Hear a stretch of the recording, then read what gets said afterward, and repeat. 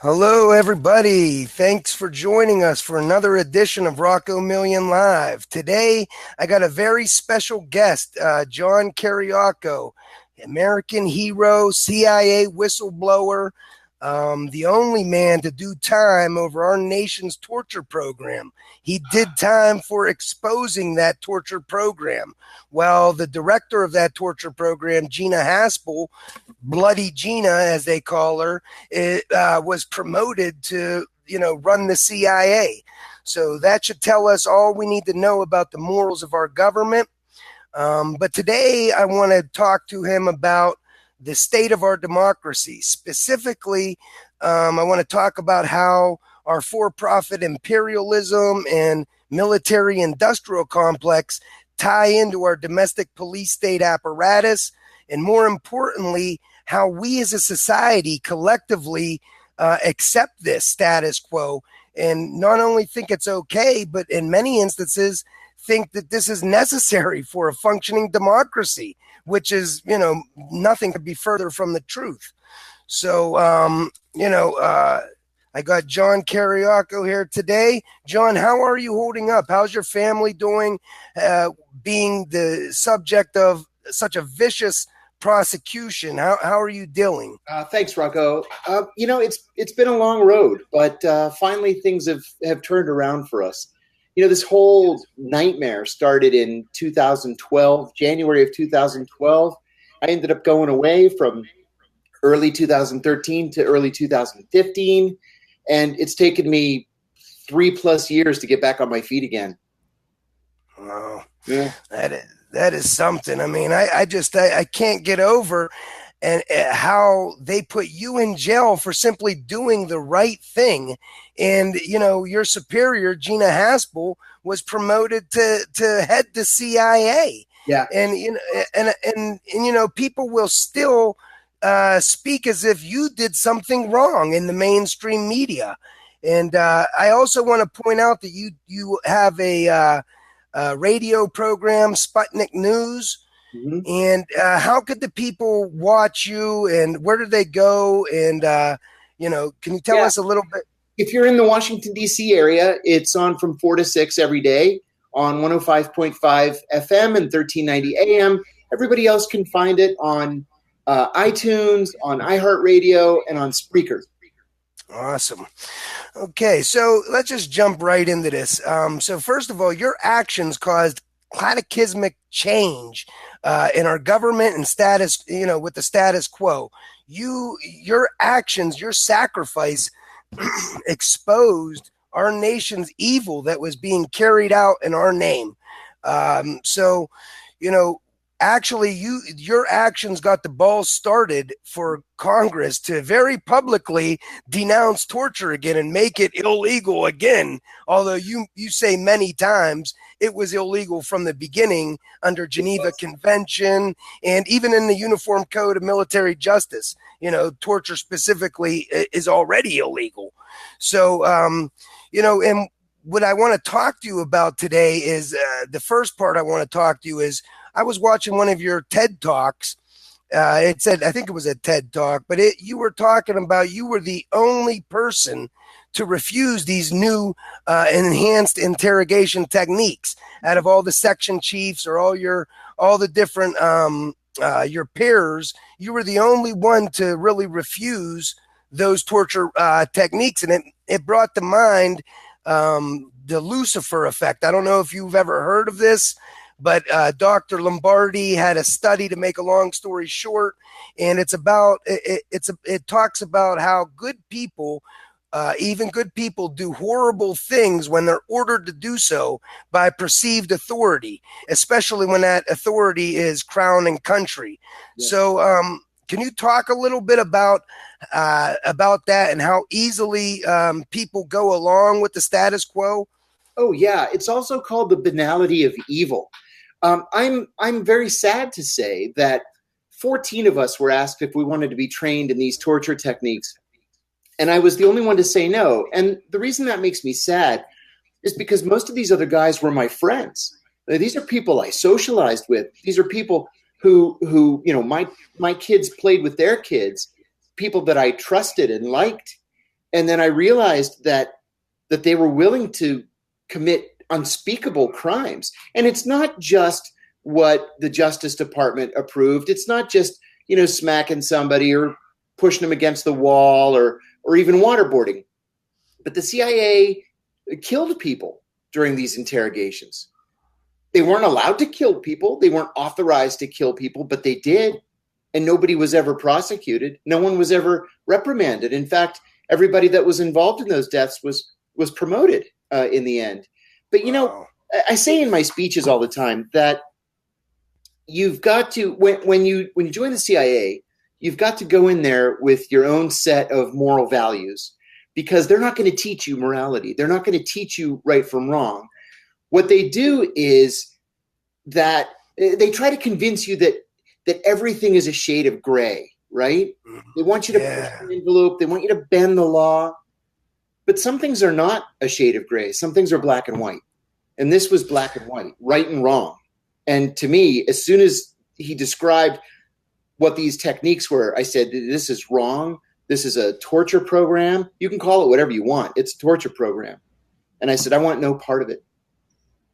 It's funny because I had just come back from Pakistan, where I was the chief of counterterrorism operations.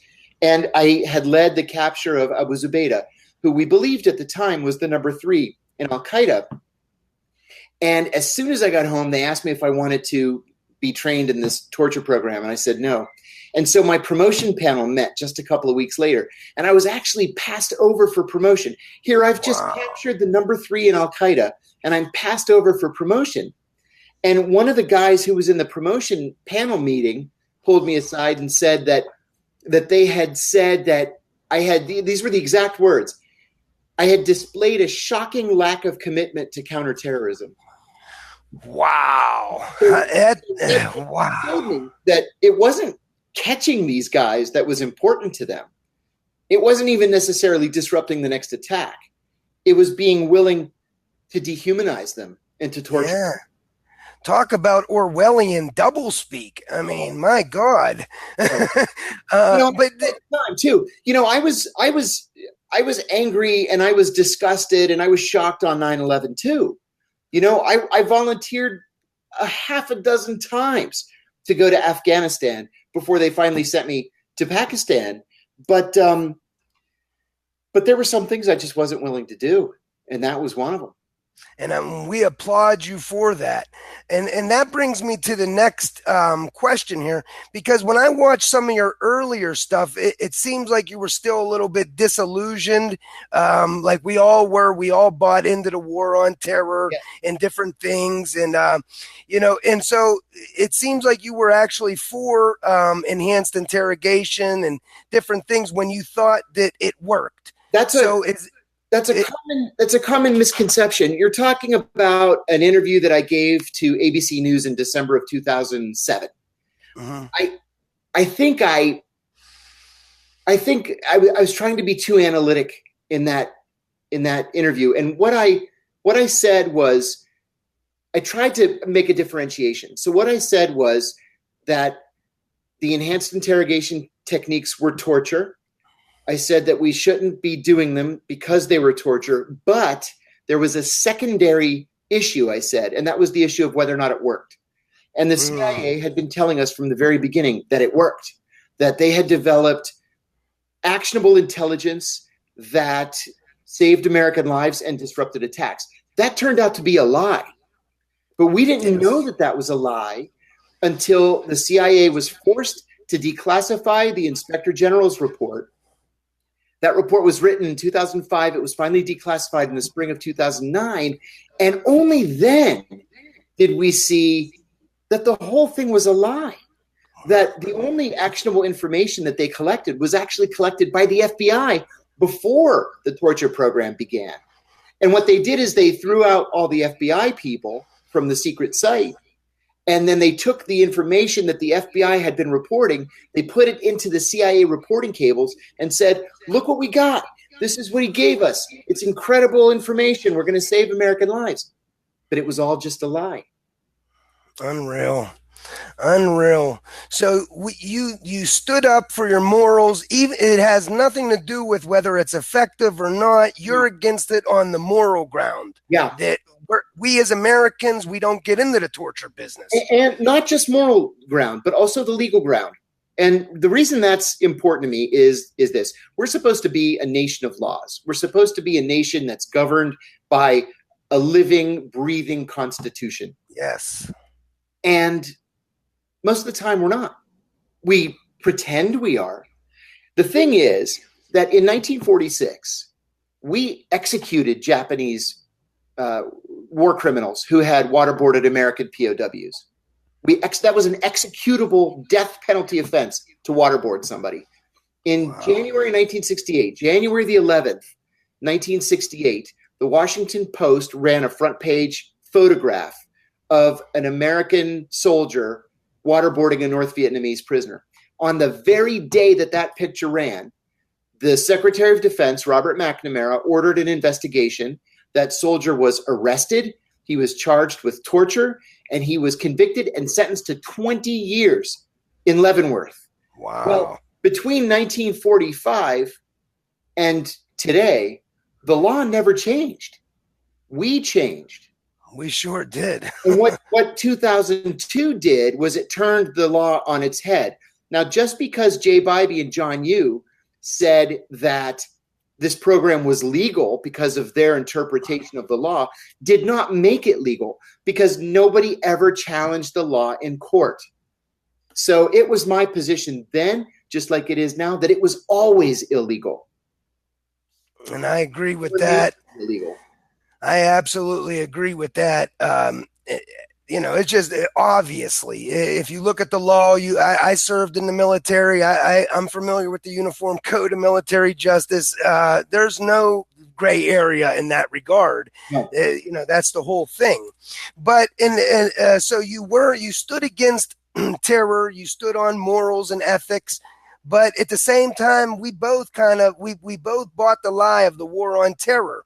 Sure. So this is my next question.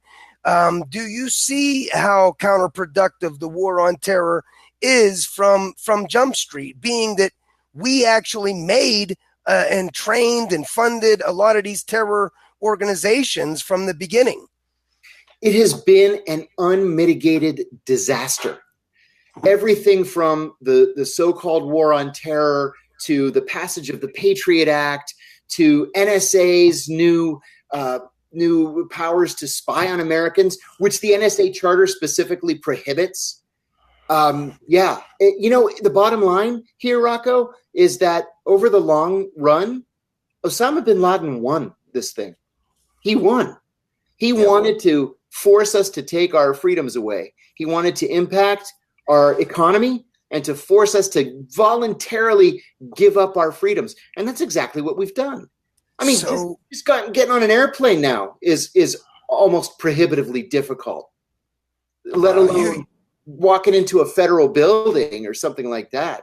Exactly. You hit the nail right on the head. And I knew there was a reason why you were willing to blow the whistle and why you were willing to stand for your values and ethics. And it shows, it shines through when we talk to you, about the kind of person you are and the kind of America that you signed up to protect and to fight for. The second thing here too is that my prosecution, and not just my prosecution, but the prosecutions of 7 other national security whistleblowers, all took place during the Obama administration. Yeah. It wasn't the Republicans that went after us; it was the Democrats.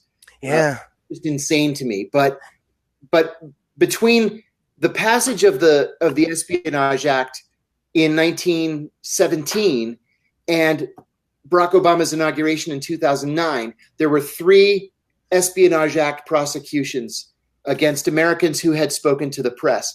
Just under Obama, there were 8. Wow. Times as many as all previous presidents combined. Wow. Obama had this Nixonian obsession with leaks, and he really was the enemy of transparency and of whistleblowers. Yeah, that is such a crazy thing too, because he ran on the exact opposite. Yeah. He ran against the Patriot Act. He ran on transparency in He government. the most transparent president in history, and nothing could have been further from the truth. Yeah, and people just they don't want to see this stuff. And that's why I'm hoping, with a person like you, with your voice, I'm desperately hoping that real people, real Americans see this and start to examine their previously held positions and beliefs. I hope so. I hope so. I think it's so incredibly important. Let me give you another little tidbit too. In 2013, Mark Halperin and John Heilemann, two famous political journalists here in Washington, came out with a book called Double Down. It was a book about the 2012 presidential campaign, and it was a follow-up to their book on the 2008 campaign. Well, Obama agreed to sit for an interview for this book, and he said two things that were absolutely shocking to me. One, he said very simply, I never said I was a liberal. Like, he couldn't understand why people thought he was progressive. Because he wasn't. He fell into thinking that he was. The other thing was even more shocking and disgusting. He was talking about the drone program. And he said, almost like introspectively, he said, I never had any idea that I would be so good at killing people. How disgusting. What he meant by that was in the last month of George Bush's presidency, he killed 2 people with the use of a drone. In Barack Obama's last month as president, he killed 424 people with drones.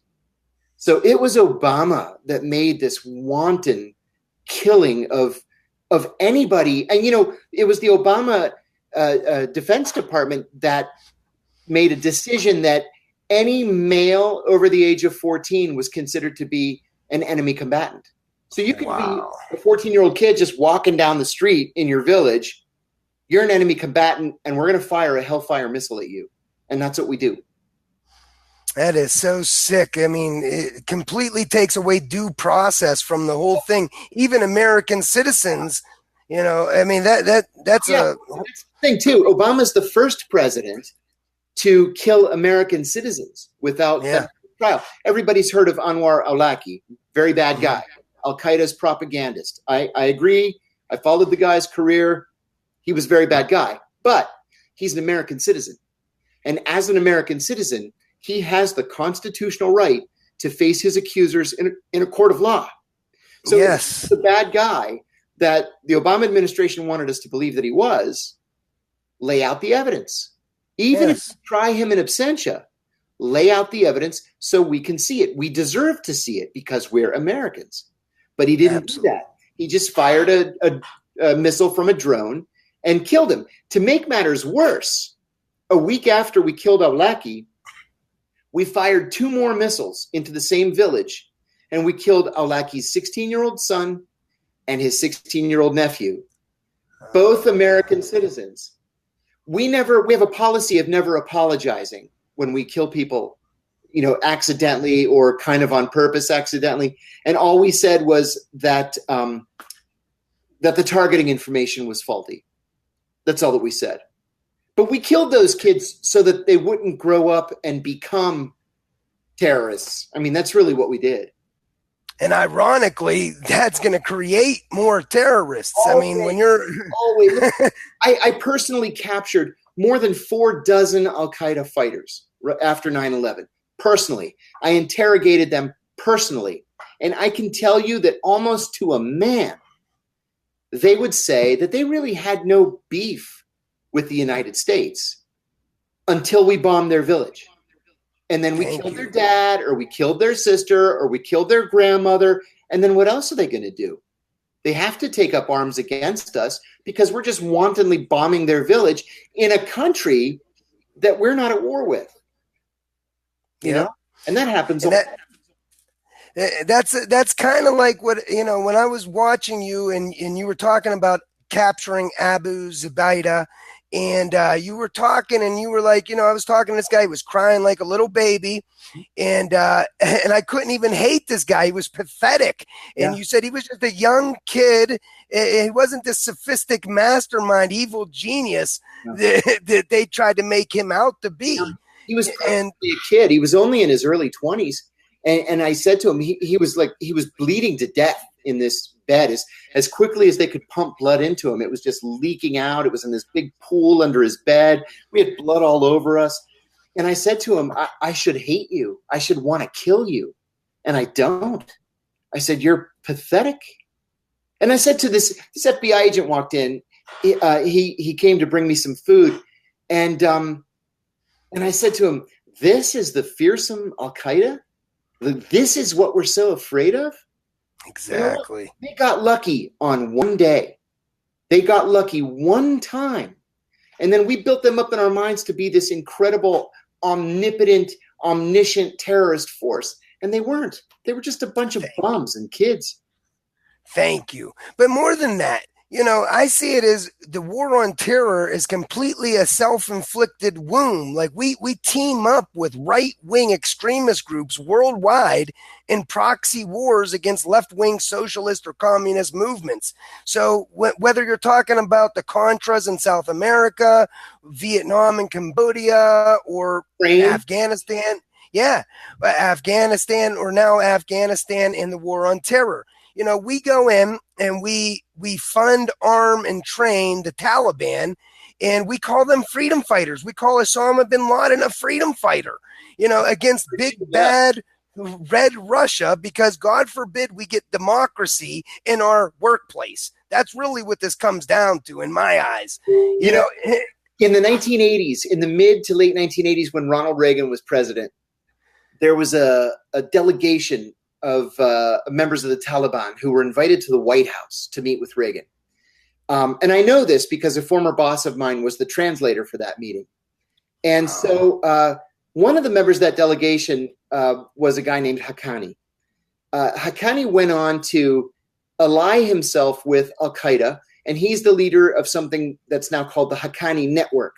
It was the Haqqani Network that was responsible for the capture of Bo Bergdahl, the soldier who had walked off base, and was also responsible for the kidnapping and rape and torture of the Canadian couple that was just released a year ago.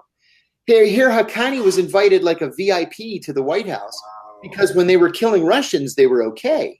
Exactly. Well, they killed enough Russians that the Russians left Afghanistan.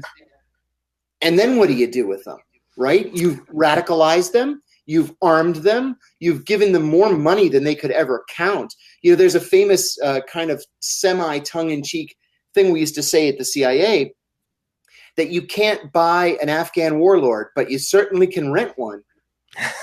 And that was the truth. I mean, we were dropping millions and millions of dollars in cash out of the side of helicopters just to get these guys to do what we wanted them to do for, a couple of weeks or a couple of months at a time. Exactly. And that's what this all comes down to. And we get all these forms of blowback from these proxy wars, whether you're talking about the war on drugs, whether you're talking about the war on terror. When we went into South America and we empowered the Contras against the Sandinista government in Nicaragua, we ended up we turned a blind eye to the human rights violations. We turned a blind eye to drug trafficking because we had to raise money off the books because, Congress wasn't going to approve of it and the American people wouldn't have approved of it. So as a consequence, we end up having a cocaine epidemic in America. And at the same time, we're inflicting more draconian drug laws in America. So we get like these sentencing disparities where you see black kids getting charged with 100-to-1 sentencing compared to a yuppie on Wall Street getting selling a gram of cocaine powder. What I'm trying to get to is you get all this blowback, and now in Afghanistan, the same thing kind of happens. We empower the Taliban. We make a monster, like you were saying. We give them training, weapons, and logistical support. And to fight the Russians. Once they push the Russians out, they start to turn their gaze against us. And then the thing is we go in and we empower Mohammed Karzai, whose brother is the biggest heroin trafficker in the whole region. Let me add something to that. From 2009 to 2011, I was the senior investigator on the Senate Foreign Relations Committee. And I went to Afghanistan, I guess it was late 2009. I went to Afghanistan because I was doing a study on heroin poppy, the cultivation of heroin poppy. Afghanistan produces 93% of the world's heroin. And we generally don't care because almost all of that heroin goes to Iran and Russia. And if the Iranians and the Russians are heroin addicts, we don't care. So I got in a helicopter, military helicopter, and I flew from Bagram Air Base to a village called Lashkar Gah, which is the capital of Helmand province. And Helmand province is ground zero for the cultivation of heroin poppy in the whole world. So I went out into the fields, and I'm not exaggerating when I tell you, as far as the eye can see, for miles in any direction, all you see is heroin poppy. And I said to this farmer, very naively, as it turned out, I said, let me ask you a question. Why don't you grow crops that have 2 growing seasons? Instead of poppy, grow onions or tomatoes or pomegranates or carrots or, things like that. He gets this like exasperated look on his face. He goes, the CIA told me in 2001 I could grow all the poppy I wanted if I told them where the Arabs were. And now you come and you tell me I can't grow poppy? I wish you guys would make up your minds. And I said, who in the CIA told you could grow heroin poppy? And this colonel that I was with said, I think we need to leave it right there. We're going to have to fly back to Bagram. And they would not let the guy answer me. So I wrote this up as part of a formal research paper for the Senate Foreign Relations Committee. John Kerry took the entire thing out, took it all out. Yep. Well, that's my point, though. I mean, now we got this heroin epidemic. We flood the whole world with really cheap, good heroin. At the same time, we're inflicting more draconian drug laws. So basically, the DEA is terrorizing doctors. They can't be compassionate. Even me, as a disabled vet, I've had multiple spinal surgeries. I can't get legal drugs. I'm forced to go onto the black market. And when you're forced to play doctor with no medical oversight, you start to get overdoses left and right, and all these more disease, more crime, more police terror, all these different things. And so I see all of these problems as self-inflicted wounds, all about profit. Because let's remember, drugs have nothing. The drug war has nothing to do with public safety. We already have legal synthetic counterparts for every illegal drug on the for-profit healthcare side. So people need to understand this. The whole thing about this is our government is dropping the ball. Everywhere we see our government putting profit over its constitutional mandate to the general welfare, we get all these problems. But yet somehow they get us collectively to agree and accept this horrible fascist government. Like lemmings going right off the cliff, one after the other. This points to the corruption of the entire system. We can't just blame whatever administration happens to be in the White House. Yes. We have to blame Congress too, because Congress has constitutionally the word just slipped out of my head. Constitutionally mandated oversight authority, which they do not exercise. And since the Citizens United decision in the Supreme Court, the corporations have just taken over our government. 2 of the 3 branches, they've just taken it over. Indeed, in many states, it's all 3 branches, because in half the states in this country, state judges are elected rather than appointed.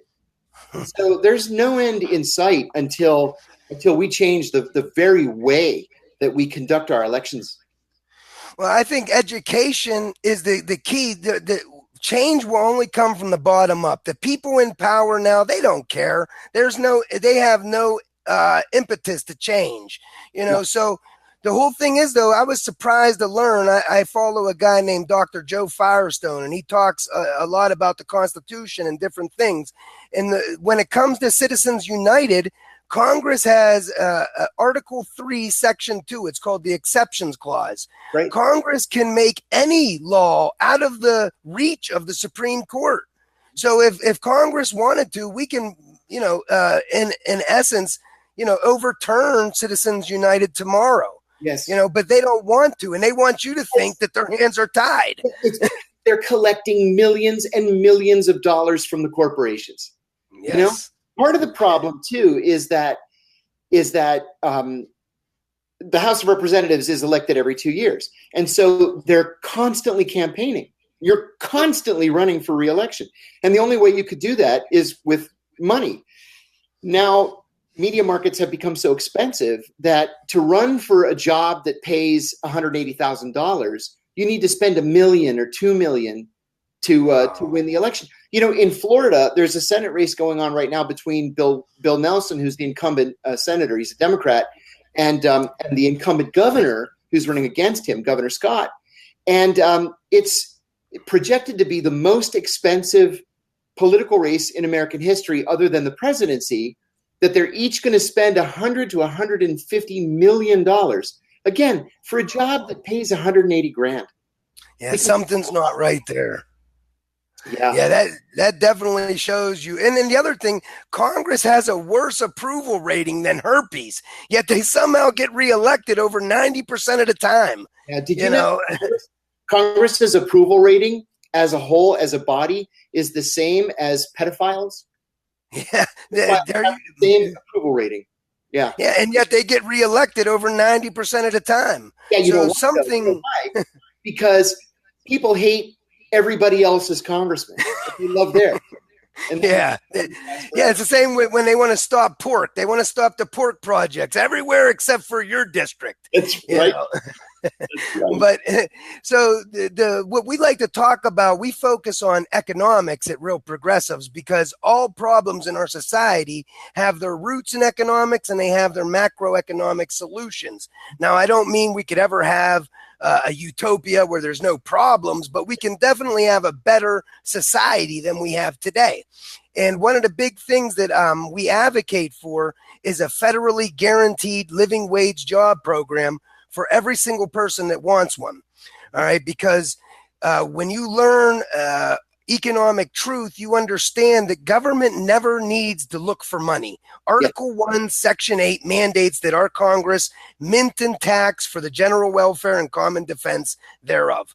So the money part of the equation is always infinite for our government. The only thing that matters is our government makes the required investments into our society and productive capacity to ensure enough real resources are created so that we can buy them with that money. And it's not like this is a new or radical idea. I mean, we did this incredibly successfully in 1934 with passage of the Works Progress Administration. Yes. And look what it gave us.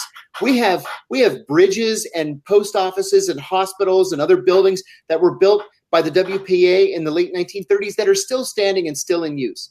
Now, what we also have is bridges that are falling into the rivers below them because we don't spend any money on upkeep, because we're busy spending $770 billion on defense, which is more than the next 8 countries combined. So imagine if we didn't spend these outrageous, ridiculous amounts of money on, really it's on national offense, not even really national defense. Imagine the schools, the roads, the bridges, the airports, the infrastructure, free college for everybody, a living wage for everybody who wants a job. I mean, it would be not just a different country, but a different world. Yeah, we did it. Like you said, we went from the Great Depression to the #1 world superpower, with deficit spending to invest in our society. In a matter of a decade. Yeah, but the whole thing of this is, and this is where a lot of people, even well-meaning people on the left, get it wrong. They think that we have to tax the rich or we have to cut defense so that government can spend on society. Government always has infinite spending capacity. Even if we cut the military 100% and we tax the rich 99% of their wealth, that doesn't give our government one extra dollar to spend. It already has infinite spending capacity. So my thing is, and this is what we try to say on Real Progressives, we do need to tax the rich. We do need to cut the fence, but for moral reasons, never for financial reasons. And we need to separate the tax fight from the spending fight. We don't need to put any unnecessary fights on top of spending for the public purpose. Right now, there's people that are dying for no other reason than a lack of cash. I mean, that's sadistic. And our government taxation creates unemployment so that it can have people to provision society using paid employment. There was no Wall Street Journal saying that the Federal Reserve Board is considering ways to raise unemployment. Yes, because it's better to keep inflation low. So they're not even discussing the human misery that's involved with throwing people out of work. They're saying that it's better to throw people out of work than for inflation to go from 2% to 4%. Yep. And I knew you were a smart guy and you would get this. I knew it. That's the thing. The Federal Reserve, it has two mandates: full employment and price stability. It seems like since the 70s, all they've worried about is price stability. Yeah. And we've targeted unemployment, and people don't get this. We target 5% unemployment. So right now we're at 4% unemployment.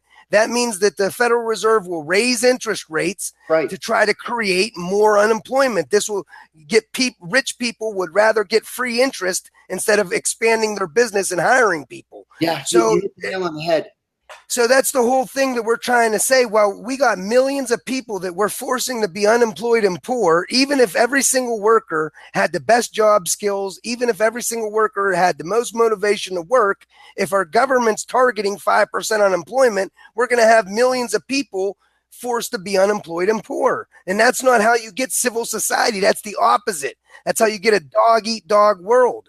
Right. And especially when you consider, like you were saying, our communities are crumbling across America. They're starved of human resources and infrastructure. Think about in Flint, Michigan, kids drinking poisoned water, bridges collapsing, and this is work that will not get done by the private sector. And government is mandated to provide for the general welfare. So of course it's up to government to maximize that productive capacity and, raise everybody's standard of living in America. And the whole thing is they won't do that. They don't want us to understand that Congress can always make dollars by law from thin air to satisfy its constitutional mandate, because then we would demand they do so. We would not accept anything else. We would not accept pointless austerity that kills just like bullets, and that's the whole thing about this. I have to comment on a comment. I keep looking to the left here because I'm looking at the comments, and Rob Baxter makes an important point here. He says real unemployment is much higher than 4 to 5%. He's right. It's much higher than that for two reasons. Number one, we don't count people who are so discouraged that they drop out of the job market. So they're unemployed, but they're not counted as unemployed. Second, in 1982, Ronald Reagan decided to include the military as employed Americans. For all of American history until 1982, the military was separate. Well, that automatically reduced the unemployment rate by something like 0.2 or 0.3 percentage points. And so the unemployment rate really is artificially low. Yeah, I live in Arlington, Virginia now. I grew up in Newcastle, Pennsylvania, In Newcastle, unemployment was always high. From 1979, when the Youngstown Sheet and Tube closed and everything, all the mills went out of business, unemployment was really high. I live in Arlington, Virginia now. The local paper comes out every Wednesday, and they have the unemployment rate every week. It's 1.7% here in Arlington. Well, it can't be really 1.7%. It's impossible to maintain a number like that. It's just not doable in real life. And so what Rob Baxter is saying is true, that there are a lot of people who are unemployed who just are not counted in the numbers. Yep. That's exactly right. But what I go by is this: if we had a federally guaranteed living wage job on offer today, economists like Pavlina Chernova and people like Dr. Joe Firestone, they estimate about 15 million to 25 million people would sign up for that program. So to me, that's the true unemployment, underemployment number. Yes. 15 to 25 million people. And that's not a good economy. That's the exact opposite. A couple of your viewers are also pointing out that the prison population is not included. Now, prisoners are the only people in America who are forced, according to the Constitution, they are forced to work. So slavery is actually legal in the prison system. And what most of these prisoners do, I think Americans generally don't understand this. What most of these prisoners do is they are involved in manufacturing. The prison where I served my time, FCI Loretto, it's in central Pennsylvania near Johnstown. They manufacture fiber optic cable for the military. Well, guess what? There are 4 or 5 other companies around the country that manufacture fiber optic cable for the military. But if FCI Loretto pays its employees 40 cents an hour and everybody else pays their employees $20 or $25 an hour, guess who's going to go out of business and guess who's not going to go out of business? That's right. It's unfair. Around the country that run call centers. If you want to call in an order, for example, on your credit card, 8 times out of 10, it's a prisoner who's going to be taking your information, taking your credit card number. And those guys don't. I made 16 cents a month when I was in prison. That was my salary, 16 cents a month. So it really see that labor. And that incentivizes the whole thing. When you give prisons incentive to keep their prisons filled, they're making money by keeping their prisons filled. Now they're going to go out.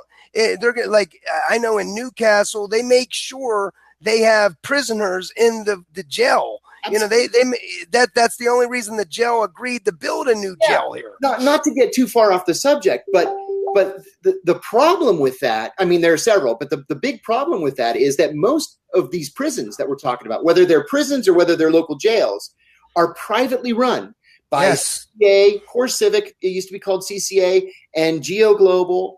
And the only way that these companies can return value to their shareholders is by cutting costs. So they need to keep the prisons full because they make money that way. And secondly, they cut costs. So where do you cut costs? Food and medical care.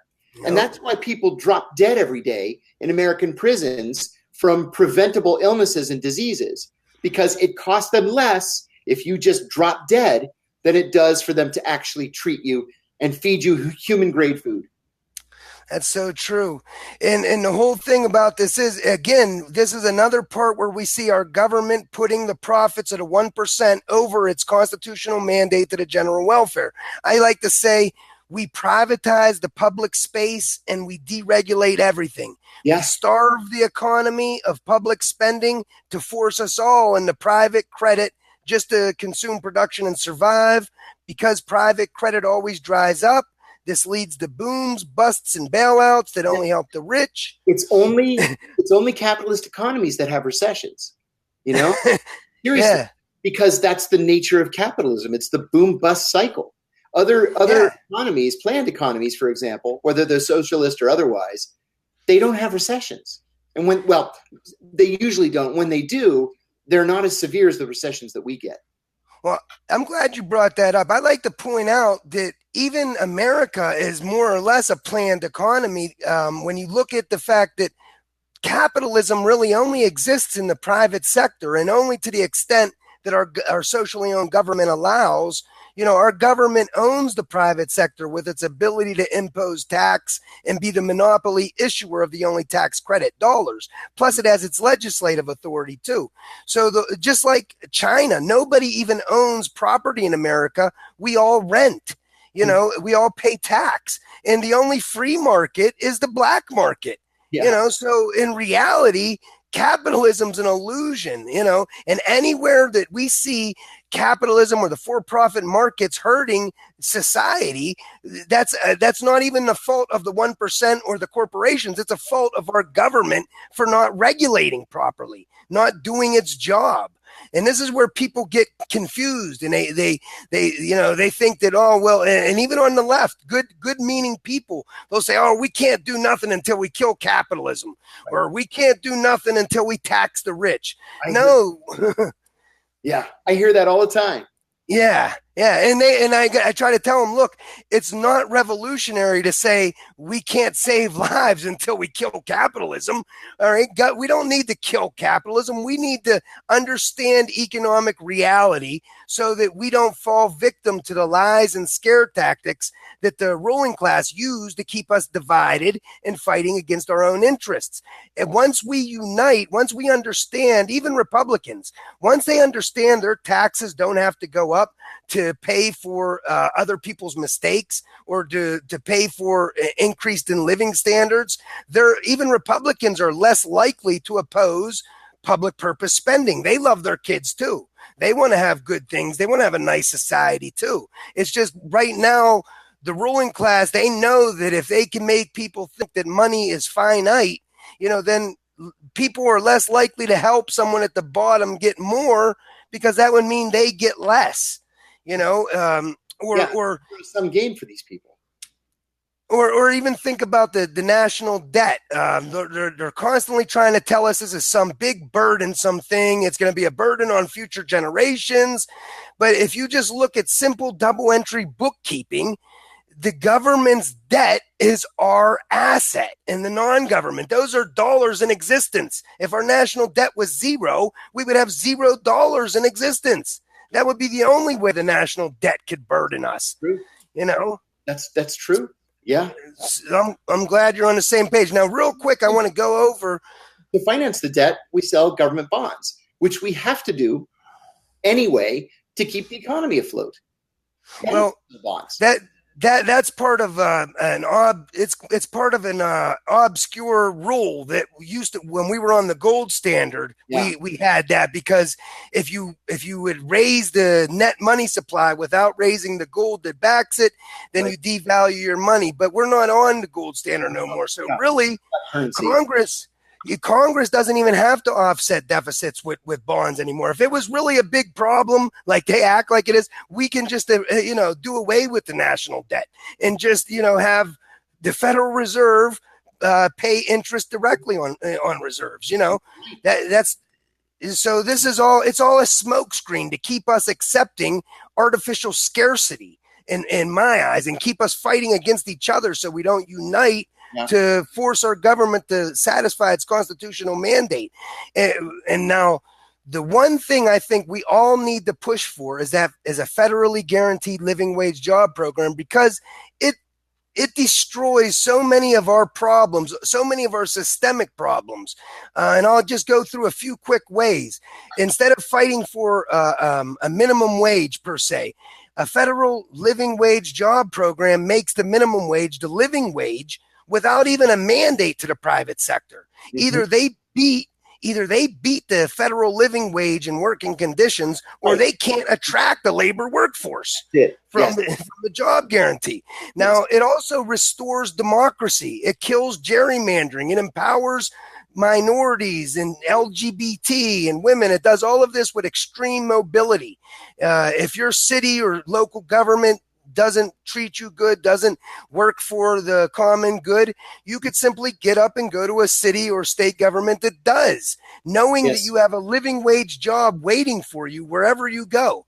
And what that does to the substandard city, they lose their tax base and their ability to operate, because they really are revenue constrained. They can't make their own dollars like the federal government. Right. So this, in essence, would make local governments work to keep citizens happy, or else they lose their tax base and ability to operate. And then the last point, it really revolutionizes society, is it even fights for-profit imperialism by ending the military's employer of last resort status. Yes. All right. This would destroy the military's ability to recruit poor people all over the place. No longer would we be the precarious class. People like me would be able to stay home with a living wage job, rebuilding my own community in green, sustainable ways. And without people to fight their for-profit wars, our government would be forced to abandon its goals of empire and truly defend our nation's sovereignty and our people's rights against all enemies, foreign and domestic, from rogue nations to our domestic capitalist class. So to me, the federal job guarantee is the main thing that we can do to fix so many of our systemic problems. You're worried about addiction, you're worried about gun problems, terrorism. This is how you restore hope on a systemic level. People are getting camaraderie, working together on their communities. It brings a sense of society back, and community and solidarity. Right. On every level, I really believe that this is the answer. What do you think about that when you hear about that? Honestly, I have to agree with you. Without a living wage, we hold ourselves back as a country. We hold ourselves back as an economy. Everybody, somebody pointed out here in the comments a minute ago, if a person has to work 2 or 3 part-time jobs to make a living, that's not employment. That's not a living wage. No American should have to work 3 part-time jobs to put food on the table. I believe everybody has a right to food, clothing, and shelter. Now, yes, you ought to earn it, but the government should be there to help people earn it. This is another thing too. With passage of the Social Security Act in the 1930s, as a country, we got to the point where we believe, as a nation, we believe in a social safety net. Yes. But that's changed in the last couple of decades. There's this attitude now that people should worry only about their own problems. They shouldn't worry about the rest of society. Well, if you don't worry about the rest of society, then we have nothing. There's nothing that makes us special as a country. Yes. We all like to believe, we may not admit it to ourselves, but we all like to believe at least in a form of American exceptionalism. But we're not exceptional because we let so many of our citizens down. You're absolutely right. And the whole thing is you can't just ignore everything else. If you let people starve and be in pain all the time, this brings down everybody's standard of life. You can't walk to the playground with your daughter because, society's so crazy. People can't eat. So society's violent and dysfunctional. Hungry people things. Yes. Yeah, I mean, and it doesn't take a PhD to understand. It's common sense. And what we do, I think the ruling class, in America, they're so adept at propaganda, and they, and going and getting people to agree or getting people to fight against their own interests and not even realize it. And that's the thing. They use these right-wing lies and scare tactics to kind of keep us fighting against each other. They'll tell us, people on welfare are just lazy and, they can go out and get a job. But like we just said, when our government targets 5% unemployment, you're forcing millions of people to be unemployed and poor. And more than logical sense at all. Yeah, but even more than that, when our government targets unemployment, we're keeping a buffer stock of unemployed for capital to wage war on labor with. So now your boss doesn't have to give you that raise. They have millions of people outside unemployed, and they're so desperate they'll work for starvation wages. That's why our wages have been stagnant from the 70s, while corporate profits, cost of living, and productivity are at record highs. And so this isn't by accident. This is our government actively engaged in class warfare. They're actively working for the profits at a 1% over its constitutional mandate to the general welfare in every aspect. When we see from the war on terror and our for-profit imperialism to the war on drugs and, everything, they tell us one thing and do another. And, this is how, we end up living in the biggest terrorist state in the world. And people think we're the good guys. I'll give you an example of exactly what you're talking about. Jeff Bezos is the richest man in the world. He owns Amazon. He owns the Washington Post. He owns Amazon Cloud Services. He's worth $187 billion. Well, just in the past week, according to today's Wall Street Journal, just in the past week, he made an extra $3.5 billion. Okay. Wow. And that is, $3.5 billion. And that is because of deals that he continues to sign with the government.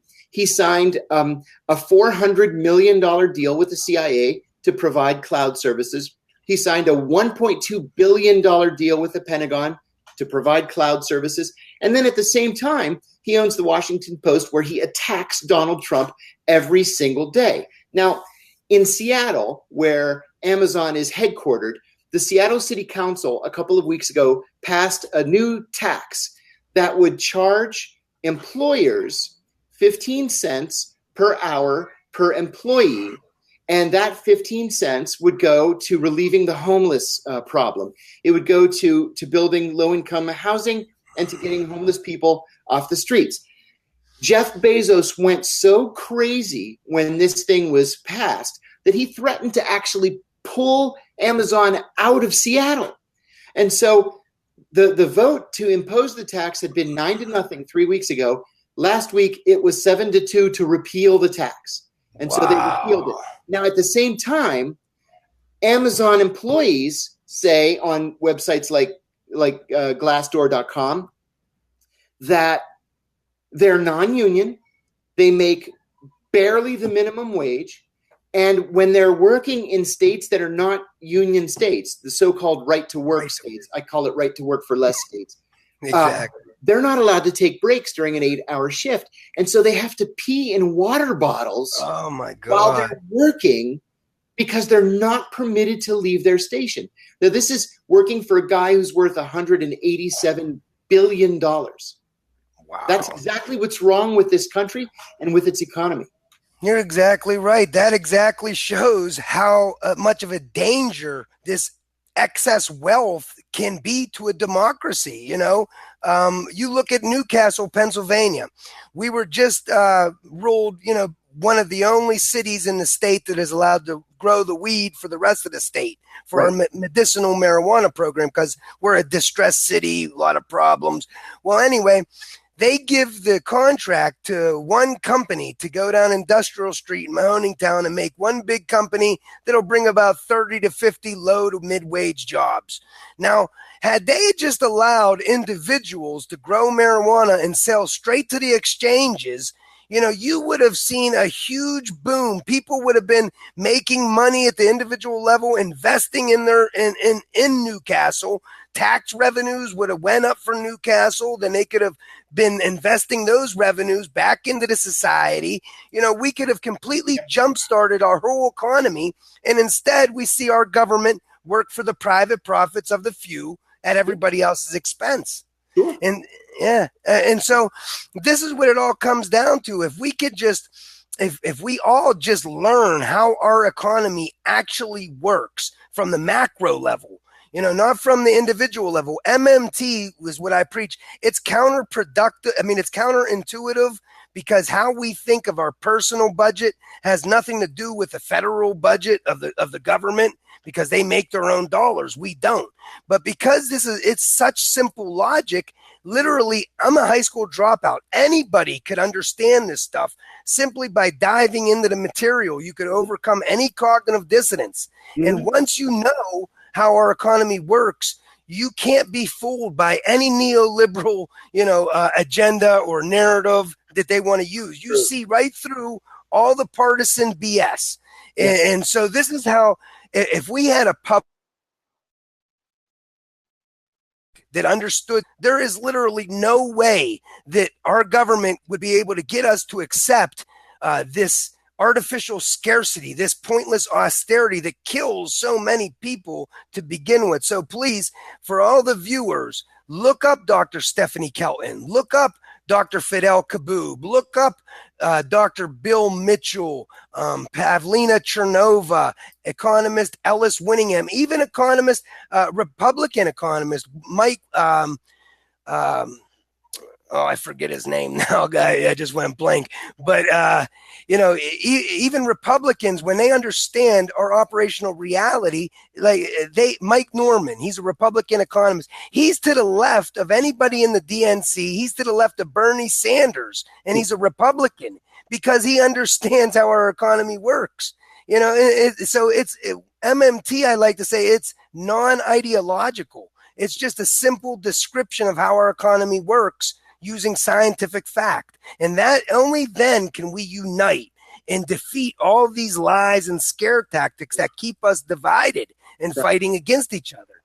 So, yeah, I mean, I really like to see you personally join Real Progressives with us because, you know, we need your integrity. We need your voice. I know you got your own show too.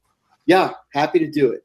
Yeah, thanks. I'll give you some more information after the show, and we'll get you signed up because you know if we can get people to copy what you did, to be a little bit inspired by you know the sacrifice that you made, maybe we could get people to stand up wherever they're at, you know, and say no to the status quo.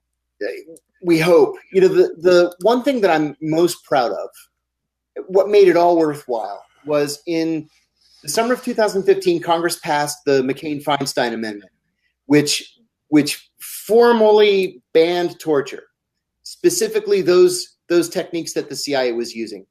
And John McCain said after it was signed into law that it was only because of my revelations in 2007 that law was possible.